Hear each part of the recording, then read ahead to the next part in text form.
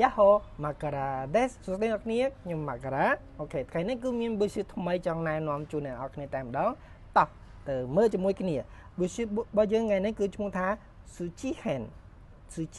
អ្នកនេះដឹងស្រាប់ហើយពាក្យថា Suchi គឺមានន័យថាដីចាអញ្ចឹង Suchi Hen គឺជា bullshit ថ្មីរបស់យើងហើយអ្នកនេះអាចចំណាំបានថាកាលណាមានSuchi Hen នៅខាងឆ្វេងដៃនៃកាន់ជីផ្សេងទៀតហ្នឹងគឺនឹងវាប្រកបតាក់ទងជាមួយនឹងដីនឹងតែម្ដងឥឡូវបើមិនជឿទៅមើលនឹងពាក្យទី1 Basho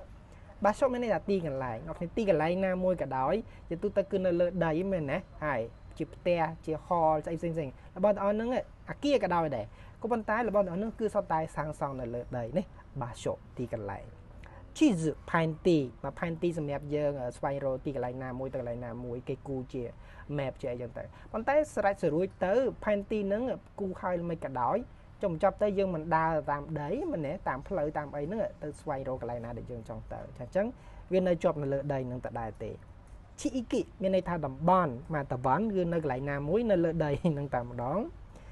តពាក្យបន្ទាប់ពាក្យ Horu ជីកអ្នកគ្នាជីកគឺជីកដីហ្នឹងឯងមែនទេហើយគឺជីក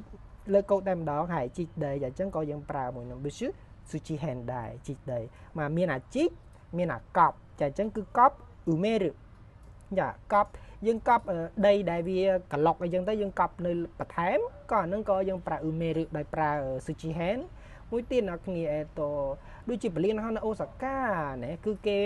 ធ្វើវានៅលើសមុទ្រចាអញ្ចឹងពេលដែលគេកប់សមុទ្រហ្នឹងសួរគេយកអីទៅកប់វាអាចមានតាក់ទងមួយនឹងថ្មតាក់ទងមួយនឹងអីផ្សេងប៉ុន្តែនៅក្នុងនោះគឺច្បាស់ណាស់ថានឹងមានលបាយដីនៅក្នុងហ្នឹងដែរចាអញ្ចឹងយើងកប់អីហ្នឹងកប់ដីកប់ក្លុកកប់ស្ទឹងកប់អីផ្សេងគឺយើងប្រើដីចាអញ្ចឹងពាក្យថាកប់ Umeru គឺប្រើ Suchi Hen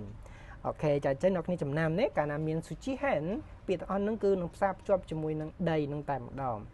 បាទអញ្ចឹងថ្ងៃនេះគឺយើងជួបជាមួយនឹង Suchi Hen តែប៉ុណ្ណឹងហើយថ្ងៃក្រោយយើងជួបជាមួយនឹង Bushu ផ្សេងទៀតអញ្ចឹងណា